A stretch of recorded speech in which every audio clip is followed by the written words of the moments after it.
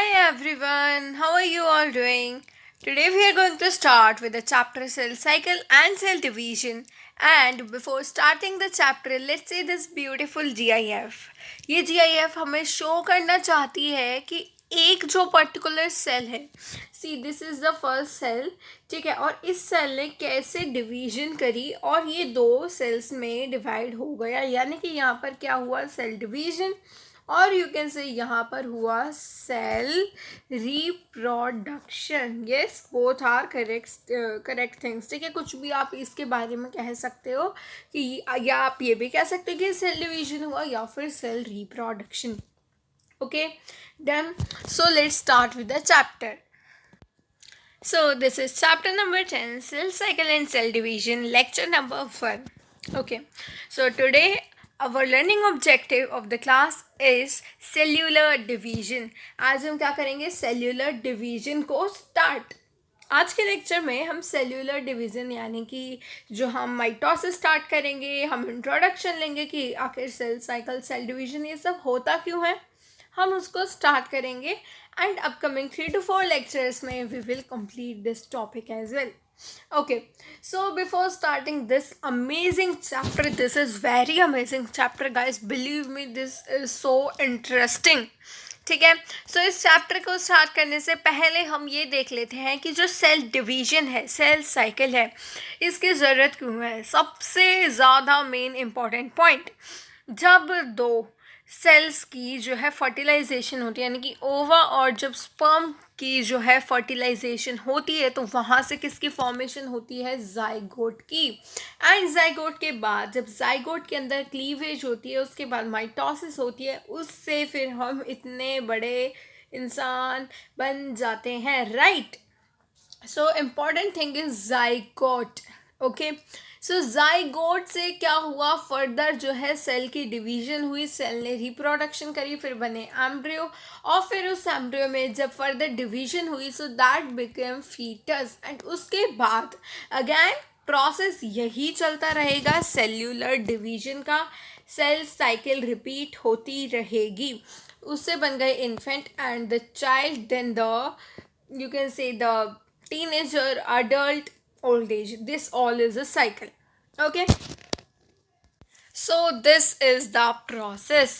ठीक है, सो पहले एक रिकैप ले लेते हैं जल्दी से, क्योंकि हम पढ़ने जा रहे हैं सेल डिवीजन, यानी कि कहीं ना कहीं सेल के बारे में हम और डिटेल जानेंगे. चैप्टर नंबर 8 में हमने पढ़ा था cell the unit of life, जिसके अंदर हमने सेल के हर एक ऑर्गेनल को taking like the Golgi bodies, ribosomes, nucleus, everything we have understood in detail. Now अब हम सेल की डिवीजन पढ़ेंगे. सो रिकैप कर लेते हैं सेल चैप्टर का, बिकॉज यहाँ पर हम पढ़ने वाले हैं division of cell. Okay, so cell is what it is, a basic structural and functional unit of life, and all living organisms are made up of cells. Plants are made up of plant cells and animals are made up of animal cells. Now, cell division. So cell division is responsible for what? Cell division is not only responsible for growth. Okay, सबसे पहले मुझे ये बताओ कि आपकी जो है सोच में, आपकी नज़रों में ग्रोथ का मतलब क्या होता है. Cell division is responsible for the growth only. So इसका मतलब ये नहीं है कि मैं कह रही हूँ that cell division is responsible for growth. It's not wrong, because not only increase in height is the growth is like, अगर आपको वाउंड यानी कि कहीं पर चोट लगती है, वो जब ठीक हो जाती है, मान लो खाल फट गई किसी की, तो उसके बाद वापस उसके ऊपर जब लेयर्स आ जाती हैं स्किन की, that is the wound healing and that is also growth. Regeneration is also growth.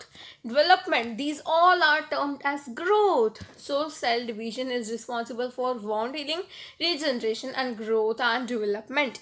Now, why do the cells divide? Why do cells divide? See, उससे पहले ये देख लीजिए, ये एक छोटा सा प्लांट था जो कि पहले, मतलब ये जो प्लांट है अभी ये बिल्कुल छोटा सा है ना, इसके बाद इसके अंदर सेल डिवीजन हुई, सेल की ग्रोथ हुई, इसके इंटरनल सेल्स की ग्रोथ होने के बाद इस प्लांट की हाइट और इंक्रीज हुई, इसके बाद और इंक्रीज और फिर ये हाइट इंक्रीज होती ही जाएगी, और इसी तरीके से ये एक दिन बहुत बड़ा पेड़ बन जाएगा, राइट। इसी तरीके से हमारे अंदर भी होता है, ठीक है। जब हम बिल्कुल जो बेबी होता है उसके बाद बेबी क्या होता है, थोड़ा सा बड़ा हो जाता है और फिर और बड़ा और बड़ा, ओके। सो इसी तरीके से क्या है, डिफरेंट लाइफ प्रोसेसेस चलते हैं, right. So the cell carry out the following two main processes. Cell क्या करता है, दो मेन प्रोसेसेस करता है, आइए जानते हैं उन प्रोसेसेस को। First, nutrients need to be transported inside the cell from outside. See guys, ये तो मैंने आपको कुछ ऐसे फैक्टर्स बताए हैं जिससे सेल साइकिल जो है, सेल डिवीजन जो है, दैट इज़ नेसेसरी। ये मैंने फैक्टर बताए हैं जो कि हम एक्सटर्नली देख सकते हैं, है ना, जो मतलब कॉमन है, ग्रोथ होना, ठीक है, हाइट बढ़ना, हमारी जो है, these are the common correct factors. But कुछ सेल के इंटरनल कैरेक्टर्स भी होते हैं, कुछ वो फैक्टर्स भी अफेक्ट करते हैं सेल साइकिल को। सो यहाँ पर क्या फैक्टर्स हैं, nutrients need to be transported, ठीक है। सेल क्या करता है, ये काम भी करता है, न्यूट्रिएंट्स को ट्रांसपोर्ट कराता है। So nutrients need to be transported inside the cell from outside. और अगर बाहर है तो बाहर से अंदर, और अंदर है तो अंदर से बाहर, मतलब ज़रूरत के मुताबिक होगा ये काम। Waste need to be remove from inside of the cell to the outside. Cell के अंदर जो भी वेस्ट होगा उस वेस्ट को तो बाहर निकालना ही पड़ेगा। So waste need to be removed from the cell. Next is both the processes take place through the cell membrane. Of course cell membrane से ही ये दोनों प्रोसेसेस होते हैं, राइट। सो यहाँ पर as the cell increases in size, because देखिए cell division क्या है, सेल डिवीजन है जिस प्रोसेस से एक पर्टिकुलर सेल डिवाइड करता है दो सेल्स में, ठीक है। Multiple fission, binary fission, okay, these are cases. But cell division का मतलब समझ लिया। बट यहाँ पर जो है सेल इंक्रीज तो करता ही रहता है साइज में। सो उस साइज की इंक्रीमेंट की वजह से जो सेल मेम्ब्रेन होती है दैट ऑल्सो इंक्रीजेस, ठीक है। उस सेल के इंक्रीज इन साइज की वजह से सेल मेम्ब्रेन ऑल्सो इंक्रीजेस, और you can say the surface area increases along with the cytoplasm और वॉल्यूम। यानी कि what it is wanting to tell, it is saying कि भाई ये जो साइटोप्लाज्म है that is constituting the volume of the cell, and this cell membrane is constituting the surface area. तो जब एक पर्टिकुलर सेल जो है इंक्रीज होता है साइज उसका, तो फिर वहाँ पर surface area as well as volume दोनों चीज़ें इंक्रीज होती हैं। बट जो सेल मेम्ब्रेन है वो जो है ज़्यादा जल्दी इंक्रीज करती है, यानी कि रैपिड इंक्रीमेंट शो करती है, रैपिड इंक्रीमेंट, जिसकी वजह से सेल मेम्ब्रेन का जो है क्या होता है, सेल मेम्ब्रेन ज़्यादा बड़ी, लंबी, चौड़ी हो जाती है, जो कि हमें नहीं चाहिए। बिकॉज ये दोनों काम कहाँ से होते हैं, सेल मेम्ब्रेन के थ्रू होते हैं, जो कि इम्पॉर्टेंट है, ठीक है। So let us assume a cell to be a sphere. This is the major factor जिसकी वजह से जो है सेल डिवीजन शो करता है, ओके। सो आप सभी को ये नोटबुक में लिखना है। So let us assume a cell to be a sphere. Surface area sphere का क्या होता है, 4πr³ square. So surface area of a sphere is 4πr square. Okay, so 4πr square होता है surface area of the 4πr square होता है surface area of the sphere, and volume is 4πr³ upon 3. Okay, or you can say 4/3πr³. This is the volume. So इसी basis पे ये जो दो चीज़ें मैंने आपको अभी ये दो चीज़ें नोट कराई हैं, these are the important things जिससे आगे की हम फर्दर कैलकुलेशन करने वाले हैं, okay. So cell size proportional to the radius and surface area is to volume, ठीक है। So cell size and surface area is to volume. As the cell increases in size, the cell membrane is referring to the surface area, मैंने आपको बता दिया, and the cytoplasm is referring to the volume. सो जैसे ही cell जो है अपने size में increase करता है, cell membrane increases at a much faster rate than the volume, यानी कि साइटोप्लाज्म, राइट, ये मैंने आपको बताया.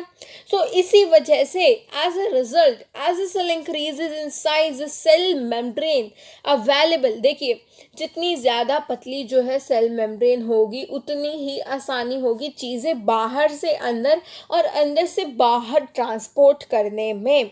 बट जितनी ज़्यादा वो जो सरफेस है, मतलब जो हमारा सरफेस एरिया है सेल मेम्ब्रेन का, जितना ज़्यादा वो होगा उतना ही जो है डिफ्यूजन करना मुश्किल हो जाएगा.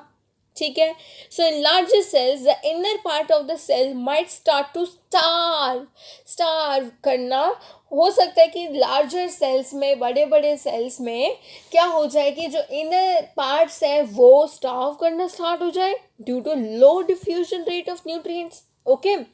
सो this is the first major factor. इसी वजह से सेल को डिवीजन करनी पड़ती है, क्योंकि वहाँ पर मेम्ब्रेन जो है ज़्यादा मोटी, ज़्यादा जो है एरिया ले लेगी, जिस वजह से डिफ्यूजन नहीं हो पाएगी न्यूट्रिएंट्स की एंड वेस्ट की.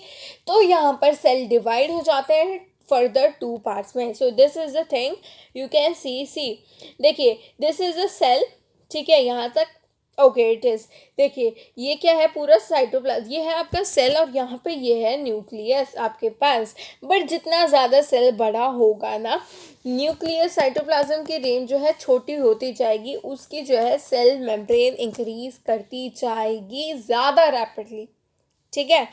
So cells divide. Second point is cells divide in order to keep themselves small enough that the DNA inside can efficiently handle the demands placed on it by the cell.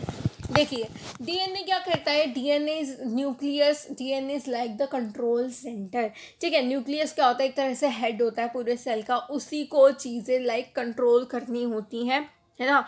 So sales इस order में भी divide करते हैं so that कि वो अपने अंदर, मतलब वो इतने रहें कि जो डीएनए है वो उनके ऊपर कंट्रोल कर सके, एफिशिएंट इतना हो कि वो उसकी डिमांड्स को, जो सेल अपनी डिमांड रखता है उनको वो डीएनए पूरा कर सके.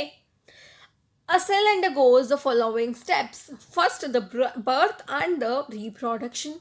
Birth, it is formed from the point where a new cell is formed by the division of parent cell. Reproduction, it is to the point where the same cell eventually divides to make two new daughter cells. Clear हुआ? Birth और reproduction क्या होता है? Done. So now हमने ये factors understand कर लिए कि ये जो सेल साइकिल है, सेल डिवीजन है, why is it necessary. So now let's start with our topic of today. Cell division को पढ़ेंगे कि भाई एक पर्टिकुलर सेल जो है वो डिवाइड कैसे करता है. क्लियर हुआ कि डिवाइड करना क्यों है. देखिए चैप्टर स्टार्ट कर रहे हैं, कोई टॉपिक स्टार्ट कर रहे हैं, हमें ये चीज़ ज़रूर पता होनी चाहिए कि हम उसे पढ़ क्यों रहे हैं या फिर वो चीज़ करी क्यों जाती है. Right. So, growth is a fundamental property of all living organisms. Growth is the fundamental property. Like suppose क्या होगा कि मान लो sperm and ova fertilization हुई and zygote बन गया. ठीक है, अब जाइगोट के बाद फर्दर सेल डिवीजन नहीं हुई. सो क्या वो जाइगोट एक पूरे बड़े से ह्यूमन बीइंग में बदल पाएगा, मतलब कन्वर्जन हो पाएगी? नहीं हो पाएगी. सो this is the point. This is very important. Growth is very important and it is the fundamental property of all living organisms, not only humans, not only plants. It is the fundamental property of all living organisms. Every life arises from a single cell called zygote. Already we have discussed this point. Now, every organism grow by addition of new cells which arise by division of pre-existing cells.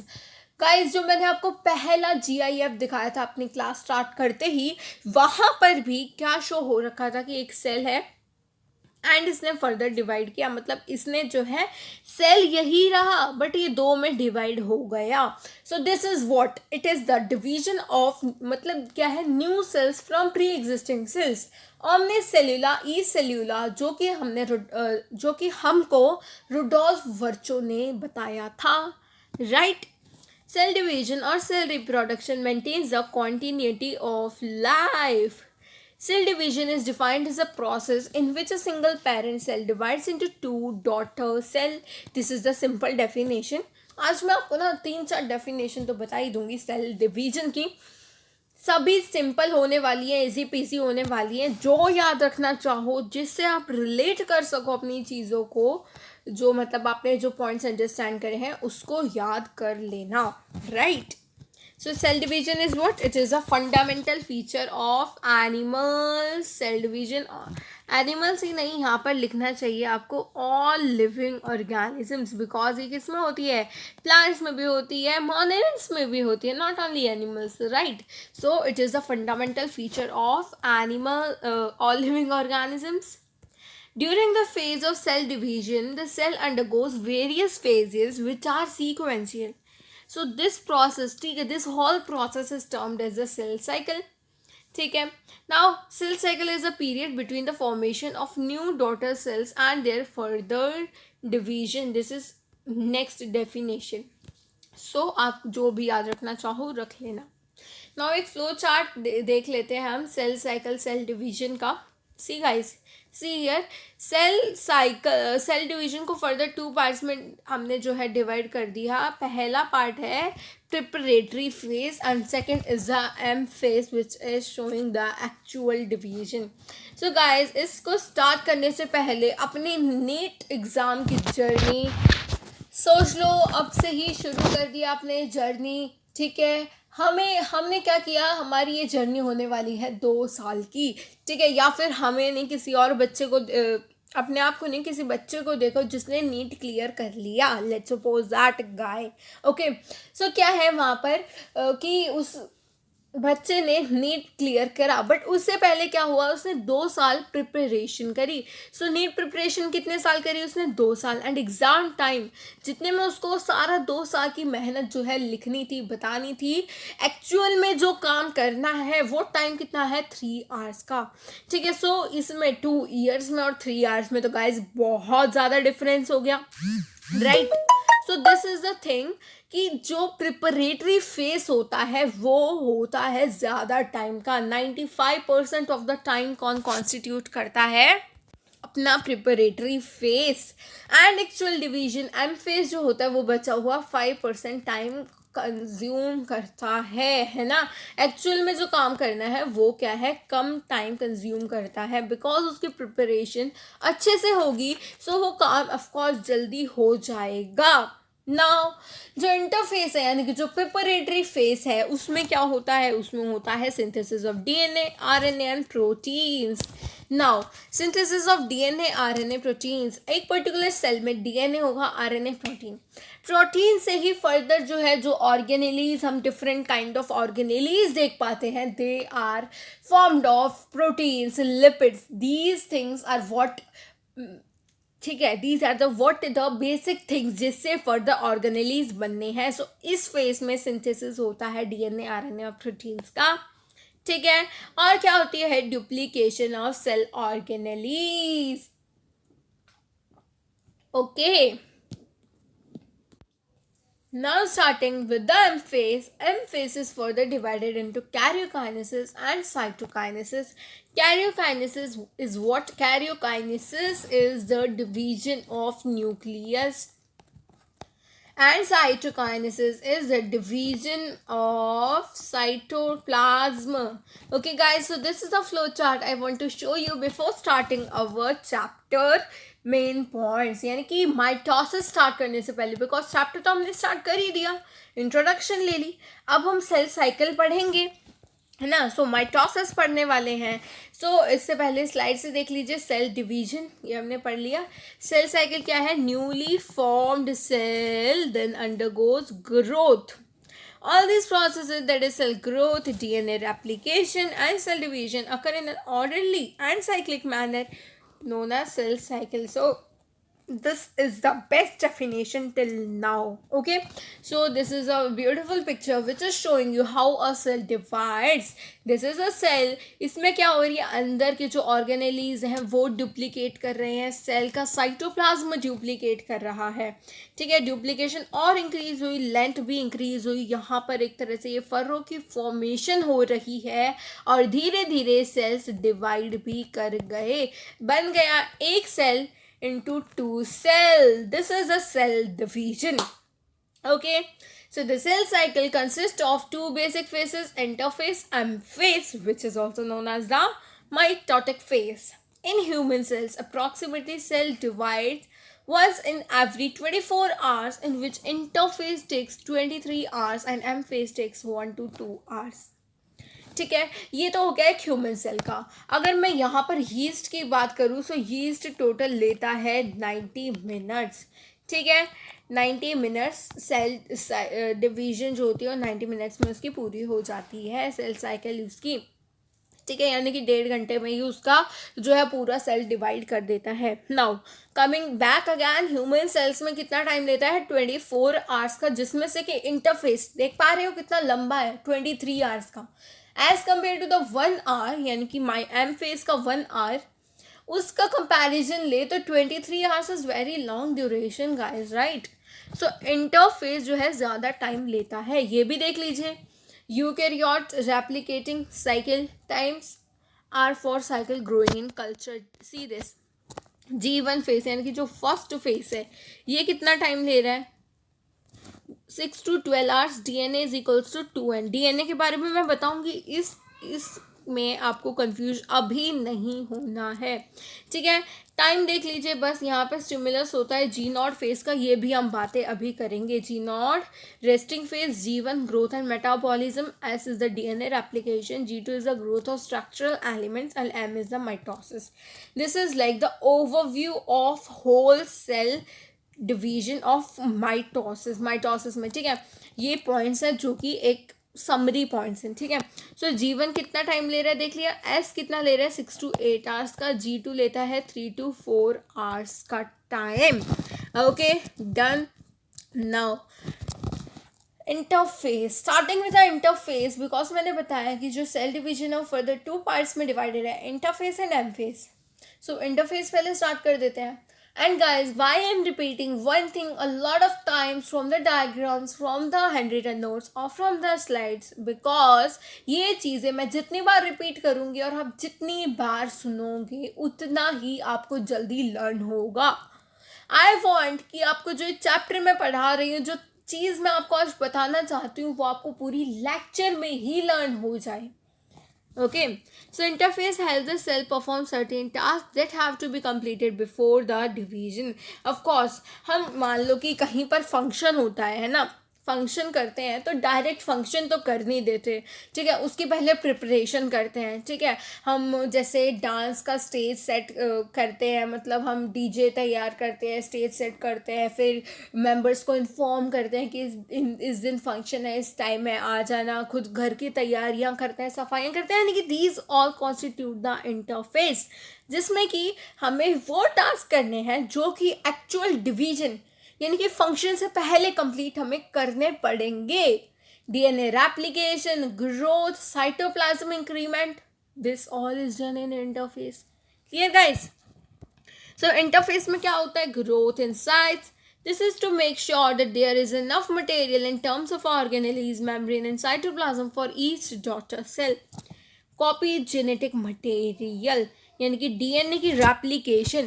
This is to make sure that each of the cell gets the exact same amount of DNA.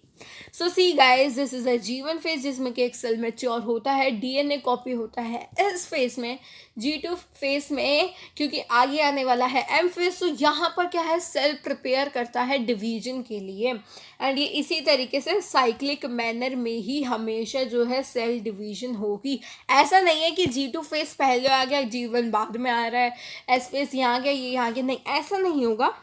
ठीक है, इसी order में आपको याद रखना है और 2 4 5 बार पढ़ोगे तो याद हो जाएगा. ठीक है, so this this is your M phase की further division and this is cytokinesis. And यहाँ पर क्या होता है, G1 फेज से ही जो है सेल डिसाइड कर लेता है कि उसको G0 फेज में जाना है या कहाँ पर जाना है। उसके बारे में भी अभी हम चर्चा करने वाले हैं। So this is the metabolically most active stage in the cell cycle when the cell prepares for the actual division. This is the interphase. Now, an important thing, very very important, guys, did you know interphase was earlier considered to be the resting phase? अभी भी बहुत सारे teachers मतलब जैसे आपको बताएंगे कि interface is the resting phase, ठीक है। Interface is not actually the resting phase guys, this is a misnomer. Since when cell division was first observed through light microscopy, activity was only seen during the cell division. Actual में जब cell की division हो रही थी यानी कि M phase की ही activities जो है लाइट माइक्रोस्कोपी के अंडर जो है हम देख पा रहे थे पहले, ठीक है।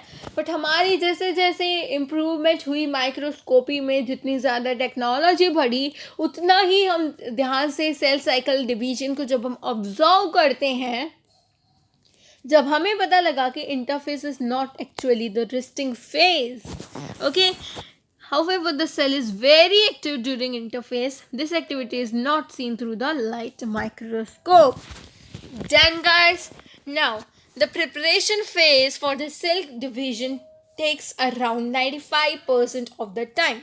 This is what I'm actually saying to you guys, that interphase जो है 95% of the time ले लेता है पूरी cell division का.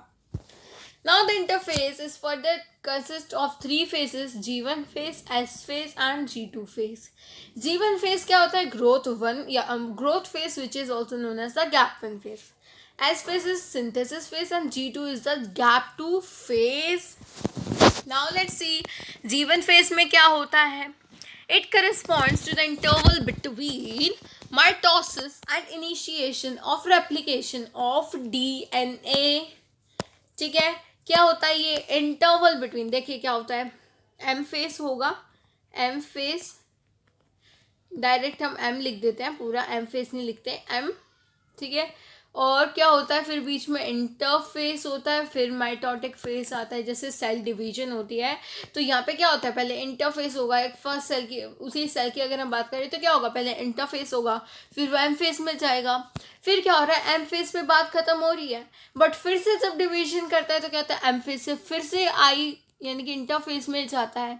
सो इंटरफेस का पहला मेंबर क्या है, G1 फेस, तो it is corresponding to the interval between mitosis, जो माइटोसिस है, और G1 के बाद एस फेज जो कि क्या कर रहा है, डीएनए रेप्लिकेशन, ठीक है, डीएनए रेप्लिकेशन।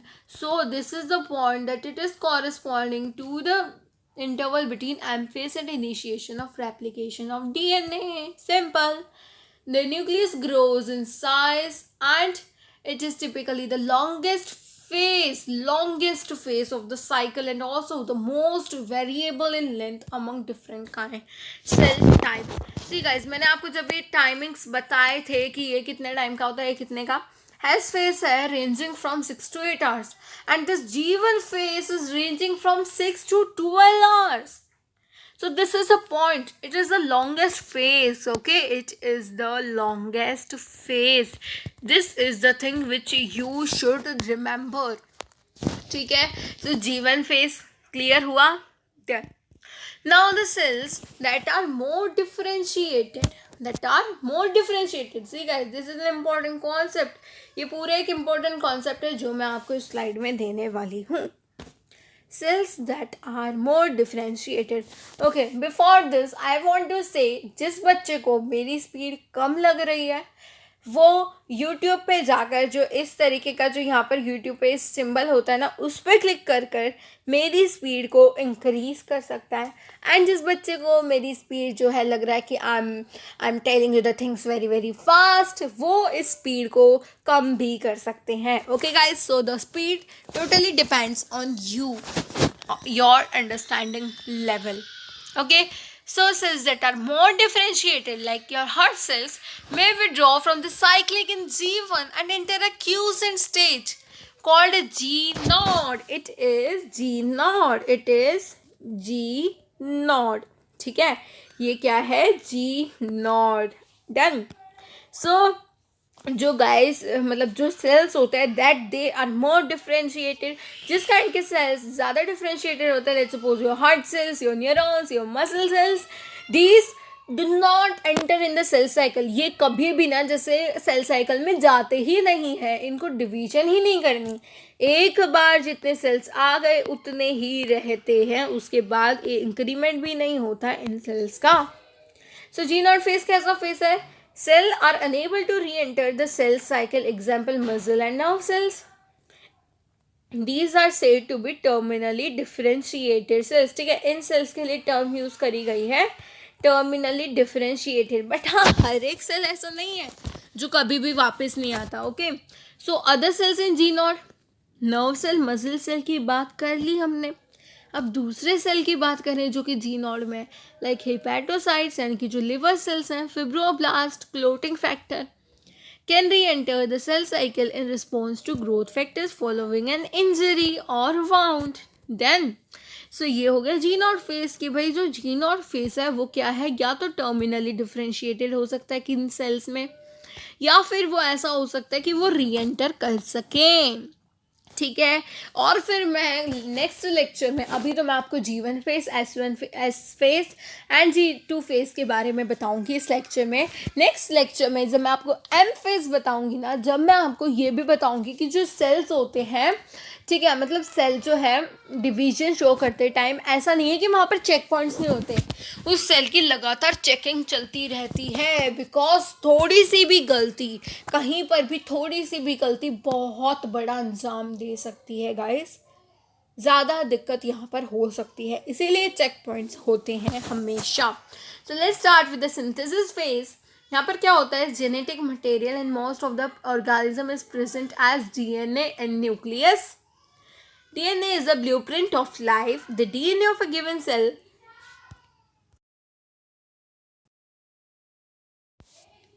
ठीक है, तो डीएनए जो है एक पर्टिकुलर सेल का क्या है, सारी इंफॉर्मेशंस रखता है उस सेल की, और उसको पता है कि मुझे इस पर्टिकुलर सेल को कैसे चलाना है। हर एक चीज़ की उसको छोटी से लेकर बड़ी हर एक चीज़ की डिटेल उसके पास है ना, cell that down to very minute details. Okay, so guys this is why मैंने आपको पहले कहा था कि DNA the nucleus is like the brain of the whole cell. जैसे कि हमारे घर में एक ऐसे बड़े होते हैं ना जो हमारे पूरे घर को मैनेज रखते हैं कि हाँ हमें ऐसे ही करना है, ये हमारे रूल्स हैं। इसी तरीके से जो हमारा सेल है इसका जो बड़ा मेंबर है वो कौन है, डीएनए। कौन है वो, DNA. Okay, so for the daughter cells to be identical to the parent cells, the daughter cells have to inherit the same set of DNA molecule as the parent. ठीक है, simple it is. The S phase is where all DNA molecules in the cell are duplicated. This occurs through the process of DNA replication. DNA replication, this process you will study in detail and in very much detail in class 12th. Okay, so this is the topic of class 12th, but यहाँ पर हमें इतना जानना है कि जो S phase है या फिर सिंथेसिस फेज जिसको हम कहते हैं, यहाँ पर क्या होता है, डीएनए रेप्लिकेशन होती है। डीएनए रेप्लिकेशन मतलब जो डीएनए की अमाउंट है वो डुप्लीकेट, यानी कि अगर मेरे पास ऐसे इतना डीएनए था तो डुप्लीकेट हो जाएगा, दोबारा एक और कॉपी आ जाएगी। डॉटर सेल्स को अगर बिल्कुल अपने पेरेंट सेल्स की तरह सेम कैरेक्टर्स लाने हैं तो उनका जो इनहेरिटेशन होना चाहिए एक पर्टिकुलर डीएनए मॉलिक्यूल का, दैट शुड बी सेम। ठीक है, ये आप जेनेटिक्स में पढ़ोगे, DNA replication, and these 2 points are mainly from the genetics, जिसमें आप इन 2 पॉइंट्स को डिटेल में पढ़ने वाले हो। अभी के लिए सिर्फ इतना ही जानो। Okay, so DNA replication is what? It is the process of copying a DNA molecule to produce 2 identical DNA molecules. Okay, now during the S phase changes in nucleus क्या होते हैं, ठीक है, ये याद रखना, ये भी याद रखना, चेंजेस इन न्यूक्लियस क्या क्या होते हैं during the S phase. Okay, before that ये तो हमने देख लिया, G1 फेस होता है, एस फेस होता है, G2 एम फेस, साइटोकाइनेसिस किस में, किसकी बात है ये, माइटोसिस की, ओके, माइटोसिस की। ठीक है गाइज, नेक्स्ट क्लास जो होगी ना, मीओसिस, मीओसिस या फिर मीओसिस से भी पहले, बल्कि जब मैं आपको कराऊंगी एम फेस, क्योंकि एम फेस मैं आज के लेक्चर में नहीं कराऊंगी, सो एम फेस पढ़ाने से पहले मैं आपको ना काइंड ऑफ सेल डिविजन्स बताऊंगी, मतलब सेल्स की डिवीज़न कैसे, जैसे कि ए माइटोसिस भी बताऊंगी मैं आपको। ठीक है, मतलब जो सी माइटोसिस, इस तरीके से बहुत सारी टाइप की सेल डिवीजन होती है, बट हमें 11th में सिर्फ और सिर्फ दो सेल डिवीजन के प्रोसेसेस देखने हैं। First is your mitosis and second is your meiosis. Mitosis और मियोसिस में डिफरेंस क्या होता है, चलिए अभी जान लेते हैं माइटोसिस और मियोसिस के बीच का डिफरेंस। बाकी आप जब इसको मियोसिस पढ़ लोगे जब ज़्यादा अच्छे से समझ पाओगे, बट स्टिल माइटोसिस में क्या होता है, जो प्लॉइडी होती है, प्लॉइडी मेंटेन रहती है, प्लॉइडी मेंटेन्ड, बट इस केस में प्लॉइडी जो है वो मेंटेन नहीं होती, क्योंकि यहाँ पर लेट्स सपोज कि अगर मैं माइटोसिस करा रही हूँ, लेट्स डू दिस फर्स्ट। ठीक है, लेट्स सपोज कि मैं यहाँ पर माइटोसिस करा रही हूँ और इसी केस में मैं यहाँ पर क्या है, दो दूसरे सेल्स हैं और मैं उनकी मियोसिस करा रही हूँ। सो मियोसिस में क्या होगा, एक पर्टिकुलर सेल होगा, मान लो जिसकी प्लॉइडी है 2n की। So it will divide, firstly ये दो सेल्स में डिवाइड कर देगा n और n में। ठीक है, फिर फर्दर डिवीजन होगा इन n का और यहाँ पर दो सेल्स और बन जाएंगे जिनकी हर एक की प्लॉइडी होगी n।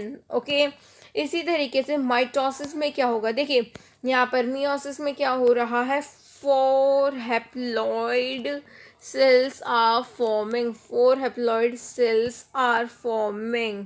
ठीक है, सिंपल है। मियोसिस में होता है 4 हैप्लॉइड सेल्स की formation, while in the case of mitosis what happens is this, कि अगर यहाँ पर प्लॉइडी 2n है, सो यहाँ पर जो है फर्दर डिवीजन के बाद दो सेल्स बनेंगे जिनकी प्लॉइडी होगी 2n। That's why mitosis is termed as equational division. क्या कहते हैं माइटोसिस को, equational division, while the meiosis is termed as reductional division. ठीक है गाइज, जिसको इस पेज में मतलब कुछ भी ऐसा है कि आपको पहले नहीं पता था, ठीक है, सो ये अपनी नोटबुक्स में नोट कर लीजिए, वेरी इंपॉर्टेंट दिस इज़। ठीक है, ये क्या है, आपका कॉन्सेप्ट है, दिस इज योर कॉन्सेप्ट जो कि क्लियर होना चाहिए। ठीक है, और मैं आपको नेक्स्ट क्लास में ये भी बताऊंगी कि जब पहली बार में ही हैप्लॉइड स्पोर्स हैप्लॉइड सेल्स बन गए थे, तो दूसरी बार इनको डिवाइड करने की ऐसी क्या ज़रूरत पड़ी। आई will be telling you but in the next lecture, जब हम मियोसिस को कर लेंगे स्टार्ट। ठीक है, सो ये हम करने वाले हैं नेक्स्ट लेक्चर में। Okay, so now S phase में क्या हो रहा था ये हमें जानना है। Changes in the nucleus during the S phase, यानी कि सिंथेसिस फेज में न्यूक्लियस में क्या चेंजेस आते हैं। So DNA molecules are usually present in the form of chromatin fiber. ठीक है, अगेन क्रोमैटिन, क्रोमोसोम, इनकी डिटेल में अभी नहीं जाना, जस्ट कॉन्सेप्ट अंडरस्टैंड करना है। इसको भी आप RNA DNA molecular basis of inheritance में पढ़ोगे। RNA DNA वहाँ पर जहाँ पर ज़्यादा स्टडी करनी है ना जेनेटिक मटेरियल के बारे में, वहाँ पर आप पूरा न्यूक्लियस ही पढ़ने वाले हो जेनेटिक्स में। ठीक है, जैसे principles of inheritance and variation हो गया, मॉलिकुलर बेसिस ऑफ इनहेरिटेंस है, इसमें आपको RNA की स्टडी, DNA की स्टडी, रेप्लिकेशन कैसे करते हैं, जीनोटाइप्स इनहेरिट कैसे होते हैं, यही सब पढ़ना है, तो वहाँ पर क्रिस्टल क्लियर हो जाएगा। अभी आप जस्ट एक बार समझ लो, क्लियर नेक्स्ट ईयर भी आपको हो जाएगा। ठीक है, सो 1 DNA strand is equals to 1 chromosomes in most human cells. What is the concept in most human cells except for the gametes, यानी कि हर एक ह्यूमन के सेल में except for the gametes यानी कि sperms एंड एग को छोड़ के सारे जो ह्यूमन सेल्स हैं उनकी प्लॉइडी क्या होती है, 2n होती है, यानी कि 46 chromosomes are there, strands of DNA molecules. So most human cells would have 46 chromosomes. During the S phase, DNA replication takes place. That means DNA molecules creates a copy of itself. So guys, अब जो concept बताना था ना मुझे, वो important है, and the concept is कि जैसे हम यहाँ पर जैसे एस फेस में मैंने आपको कहा कि एस फेस में क्या होगा, डीएनए रेप्लिकेशन होगी ना। एग्जैक्टली डीएनए रेप्लिकेशन का मतलब क्या है? लेट्स सपोज कि G1 फेस में हमारे पास 2n प्लॉइडी वाला एक सेल था और C क्या थी, amount of DNA. So S phase में ना उसकी प्लॉइडी जो है वो तो 2n ही रहेगी, बट ये जो अमाउंट ऑफ डीएनए, ये C क्या है, याद रखना, amount of DNA it is. So जो अमाउंट ऑफ डीएनए है ना guys, it will be double, ये हो जाएगी 2C, ठीक है। सो 2n से ये हो जाएगी 2C, सॉरी C से ये हो जाएगी 2C। एंड ये जो 2n वाला कॉन्सेप्ट, ये जो 2n है ना, ये सेम ही रहेगा यहाँ पर भी, ठीक है। यानी कि प्लॉइडी तो सेम रहती है, प्लॉइडी रिमेन कांस्टेंट यानी कि unchanged, only the amount of DNA doubles, amount of DNA doubles. Clear सबको? वेरी गुड, ठीक है। कॉन्सेप्ट हो जाना चाहिए आपका क्रिस्टल क्लियर, ठीक है। चलते हैं नेक्स्ट पार्ट पे, जो कि हमने ये वाला कवर कर लिया। Now the last phase of today is the G2 phase, यानी कि गैप 2 फेज। इसमें क्या होता है, during this phase RNA is in proteases. अब ये क्या है, फाइनल तैयारी है, जो कि फाइनली अब इसके बाद क्या होने वाली है, एक्चुअल डिवीजन होने वाली है। सो यहाँ पर बचा हुआ जो भी मटेरियल जो भी रह रहा है शुरू का, सबको जल्दी जल्दी during this phase RNAs and proteins are synthesized in preparation for the mitosis. Synthesis of tubulin for the spindle apparatus happens in this phase. Now, अब यहाँ पर बार बार कहने की प्रोटीन सिंथेसिस हो रहा है, लिपिड सिंथेसिस हो रहा है। प्रोटीन सिंथेसिस क्या है? प्रोटीन है आपका ट्यूब्यूलिन, जो कि आपके कहाँ, स्पिंडल अपैरेटस में काम आएगा। स्पिंडल अपैरेटस हम कल पढ़ने वाले हैं, इसका तो बहुत यूज़ होगा, ठीक है। स्पिंडल अपैरेटस, काइनेटोकोर, पूरा एक बार मैं आपको क्रोमोसोम के बारे में ही पूरा बता दूंगी कि जो क्रोमोसोम होता है, यहाँ पर ये स्ट्रक्चर्स ये क्या होते हैं, इनको क्या बोलते हैं, ठीक है। सो दैट आपको पूरी क्लास में कन्फ्यूज़न ना रहे। लिपिड क्या है, ये बनाती है सेल मेम्ब्रेन, ठीक है। क्लियर हो रहा है आपको कि यहाँ पर प्रोटीन बार बार क्यों कहा जा रहा है? यहाँ पर होती है synthesis of tubulin protein for this spindle apparatus happens in this phase. ATP accumulation happens because अब क्या है, बहुत ज़्यादा हमें काम करना है, सो ATP हमें चाहिए। डन। नाउ ये मैंने आपको कहा था कि मैं कल की क्लास में बताऊंगी, so I will be telling you this in tomorrow's class in detail, यानी कि नेक्स्ट लेक्चर में। सो एक बार पढ़ लेते हैं। The cell cycle is controlled by regulatory molecules called cyclins and cyclin dependent kinases, यानी कि CDKs। यानी कि सेल साइकिल को कंट्रोल कौन करता है? साइक्लिन्स एंड CDKs, ठीक है। CDKs ही साइक्लिन को क्या है, कंट्रोल करते हैं। सो आप इसको कर लेंगे, ठीक। CDKs की स्पेलिंग होगी CDKs, इस तरीके से लिखेंगे। CDKs are active only when bound to certain cyclins like A, B, C, D, E to form CDK cyclin complexes. Okay guys, so thank you for attending our today's beautiful session and don't forget to like, share and subscribe our awesome channel, ठीक है। Okay, सो आज के session में हमने क्या किया था, starting से फिर भी एक बार ओवरव्यू ले लेते हैं। हमने स्टार्ट किया था cell cycle and cell division वाला चैप्टर, जिसमें कि सेल्यूलर डिवीजन आज हमने पढ़ा। ओके, सो हमने पहले कहा कि भाई सेल डिवीजन होती ही क्यों है। फर्स्ट इसकी भाई हमारी ग्रोथ कराने के लिए, सेकंड के जब न्यूट्रिएंट्स को ट्रांसपोर्ट करा जाता है इनसाइड आउटसाइड सेल, ठीक है, वेस्ट को ट्रांसपोर्ट करा जाता है आउटसाइड द सेल। सो इन सब के लिए जो है, जो हमारी सेल मेम्ब्रेन है उसको थोड़ा पतला होना चाहिए, इतनी थिक नहीं होनी चाहिए वो। सो उस वजह से भी हमारी जो है सेल डिवीजन इम्पॉर्टेंट है, ठीक है। ये मैंने आपको बताया था, cell size proportional to radius surface area volume.